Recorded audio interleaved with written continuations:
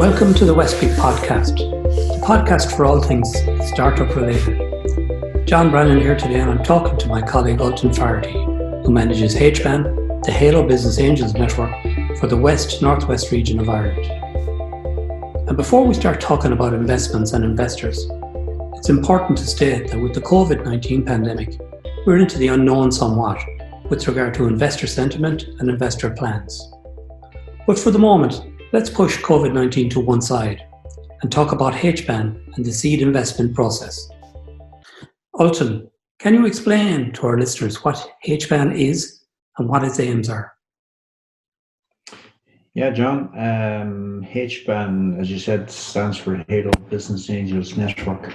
And essentially what we're trying to do is match the needs of entrepreneurs on one side who are looking to grow and scale their business opportunity. And we're trying to match them with private investors or high net worth individuals on the other side.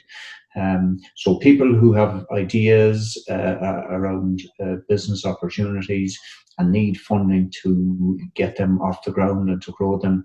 And we're matching those with people who have the money who can make that happen. So that's the key thing. It's a matchmaking service, essentially. And we're constantly trying to grow the deal flow of companies, so grow the opportunities that exist out there. And we're also trying to grow the investment community all the time as well. Okay, so moving on and just looking at the process, can you summarize what are the most important issues that startups need to address in seeking funding from investors? So I suppose the key thing is there's got to be an opportunity out there or a problem that you're solving. Okay, so be it an opportunity or a problem, can you quantify that? Okay, can you verify that there is an opportunity or a problem that exists? Can you verify it?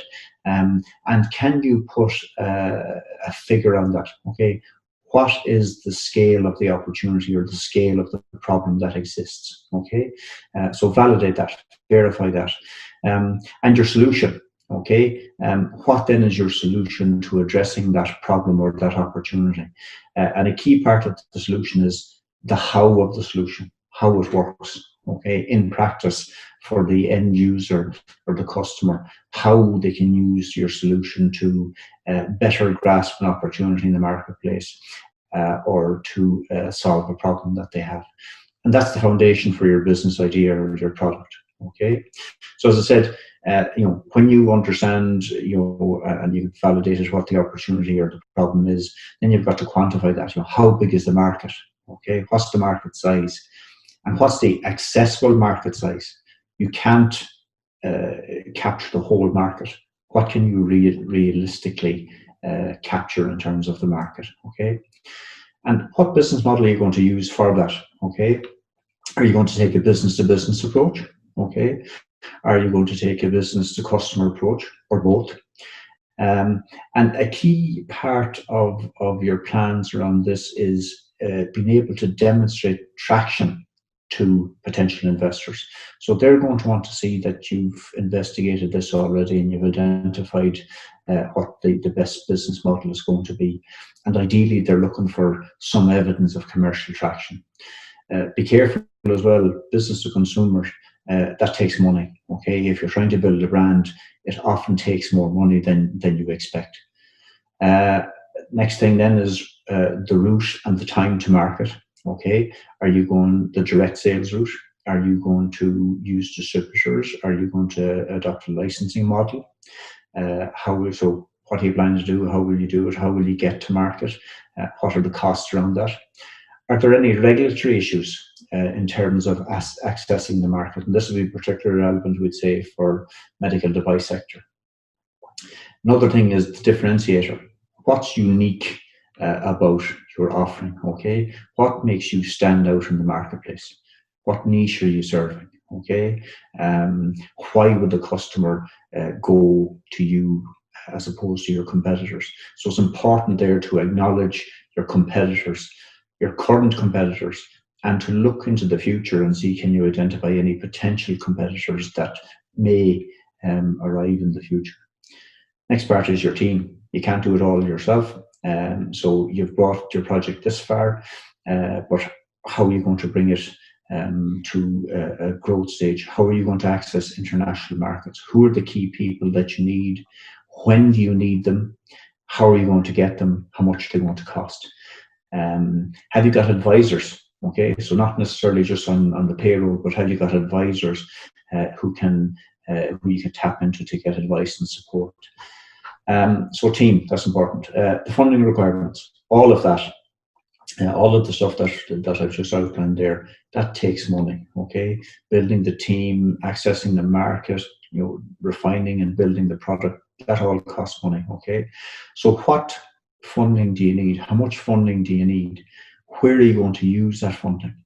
Where do you plan to get it? How far will that funding take you? Will you need subsequent funding rounds later on again? These are things that investors want to see that you've thought about at least. And then the final thing, I suppose, is what they want to see is how are they going to exit their investment. Okay, so they're willing to get involved for 3, 4, 5, 6 years maybe, but they want to get out of that business and they want to make a return. So how do you propose those investors will exit the company in 5 or 6 years' time? Ultan, that's really quite an exhaustive list of topics. So where should they begin the process? Well, as we just outlined there a few minutes ago, a key part of what they're doing is validating the market. So primary market research is key, okay? So you've got to start building relationships with people, okay? You've identified the opportunity somewhere, or you've identified the problem somewhere. Maybe you're coming from an industry sector and you see a problem, or you're in an industry sector and you see an opportunity. You've got to build relationships with people who help you validate whether that's a real problem or if an opportunity exists, okay? So you don't want to be talking to people who are going to give you a positive answer for the sake of it. You want to give people who critique what you're doing and give you some real qualified feedback, okay? Ideally be talking to potential customers and validating the need in that way. Be careful when you're talking to the customers that you've got a good understanding of their particular needs, not your idea as to what the customer need is, okay? So understand the customer needs and then develop a solution that meets that, okay? Ideally, can you develop, if you've got a minimum viable product, you can test that in the marketplace.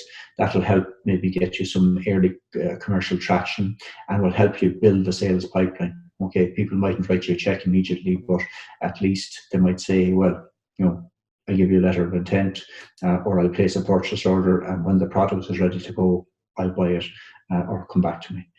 As I said, well, the business model, what business model you're going to use, what have you identified in terms of the accessible market size and the potential of the market that exists. Investors are going to want to see this.